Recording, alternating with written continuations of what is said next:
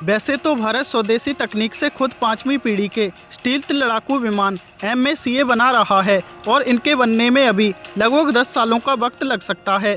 मगर फिलहाल वर्तमान में सीमा पर चीन पाकिस्तान के साथ जो हालात बन रहे हैं उनको देखते हुए कहा जा सकता है कि भारत को इनकी ज़रूरत कभी भी पड़ सकती है और भारत को भी इनकी कमी सताती रहती है। इसी बीच खबर आई है कि भारत फिर से रूस की Su-57 लड़ाकू जहाज़ों की परियोजना में शामिल हो सकता है।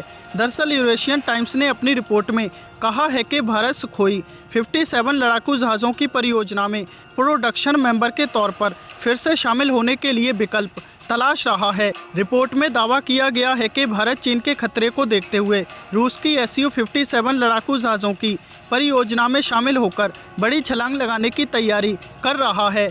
गौरतलब है कि भारत और रूस ने मिलकर Su-57 परियोजना की शुरुआत की थी, लेकिन 2.5 लाख करोड़ से भी ज़्यादा खर्च आने से भारत इस परियोजना से बाहर निकल गया था, जिस वजह से रूस इस परियोजना में अकेला पड़ गया, जिसके कारण Su-57 लड़ाकू जहाज़ों की मैन्युफैक्चरिंग और परीक्षण समय से काफ़ी पीछे हैं। लेकिन अब भारत को भी लगता है कि Su-57 5वीं पीढ़ी के लड़ाकू जहाज़ भविष्य की ज़रूरत हैं। तो वहीं भारत के इस परियोजना में फिर से शामिल होने की संभावना से खुशी जाहिर करते हुए रूस ने भारत के स्वागत की तैयारी कर ली है। बता दें, किसी भी देश के लिए 5वीं पीढ़ी के लड़ाकू विमान बनाना आर्थिक रूप से बहुत बड़ी चुनौती होती है।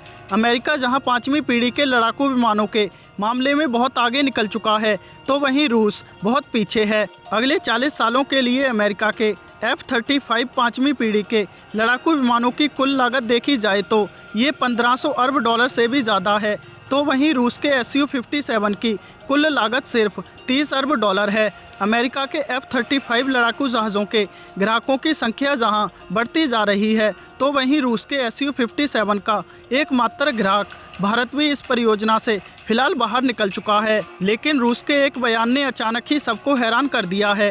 दरअसल रूस के रक्षा मंत्रालय ने जानकारी दी है कि पिछले 1 साल से रशियन आर्मी के लिए Su-57 लड़ाकू विमानों की खरीद की जो डील अटकी हुई थी, अब वो पूरी हो चुकी है। लेकिन सुखोई जहाज़ों को बनाने वाली कंपनी यूनाइटेड एयरक्राफ्ट कोऑपरेशन ने अकेले ही 76 सुखोई 57 लड़ाकू जहाज़ों को समय पर बनाने में असमर्थता जाहिर की है, जिसके बाद खबर आई है कि भारत फिर से रूस की Su-57 लड़ाकू जहाज़ों की परियोजना में शामिल हो सकता है।